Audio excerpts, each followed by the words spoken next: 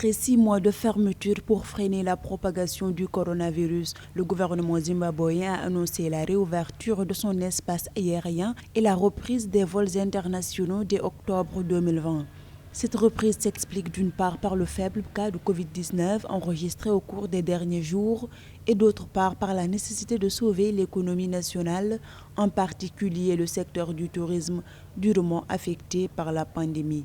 Les autorités zimbabwéennes ont renforcé les directives d'hygiène dans tous les aéroports du pays afin que cette mesure n'entraîne pas une nouvelle flambée de cas d'infection.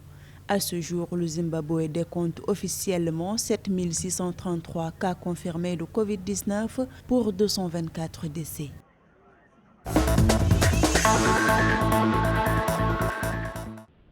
Au Mozambique, environ 3 000 travailleurs du secteur touristique ont repris le travail après des mois d'interruption en raison du Covid-19.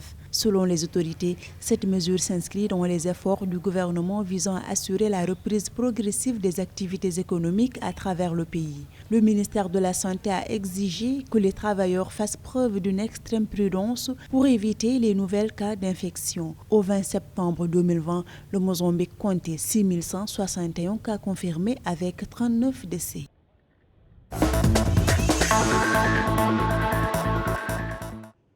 Au moins 1,2 million d'apprenants devraient retourner à l'école en Ouganda en octobre 2020. Cette reprise sera effective dès le 15 octobre 2020, en particulier pour les classes d'examen et les établissements d'enseignement supérieur. En outre, l'aéroport international et les frontières terrestres seront désormais ouverts aux touristes à condition qu'ils aient été testés négatifs au Covid-19 72 heures avant leur arrivée en Ouganda. Le couvre-feu de 21h à 6h du matin reste en vigueur selon les autorités. L'Ouganda enregistre désormais 5 380 cas confirmés et 63 décès.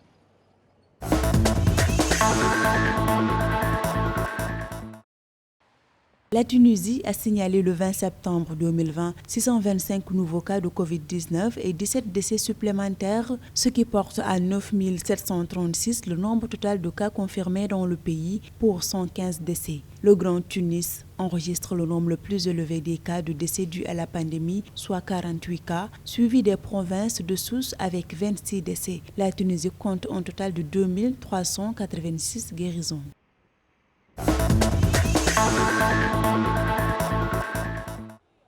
À Lagos, la capitale économique du Nigeria, les salles de sport et les cinémas devraient rouvrir après des mois de fermeture en raison de la pandémie de Covid-19. Le gouverneur de l'État de Lagos a invité les exploitants des salles de cinéma et de sport de se conformer à toutes les mesures sanitaires nécessaires afin de limiter la propagation du virus. Par ailleurs, les bars, boîtes de nuit et centres événementiels resteront fermés jusqu'à nouvel ordre selon les autorités. Le Nigeria enregistre un bilan provisoire de 57 242 cas confirmés, 48 569 guérisons et 1098 décès.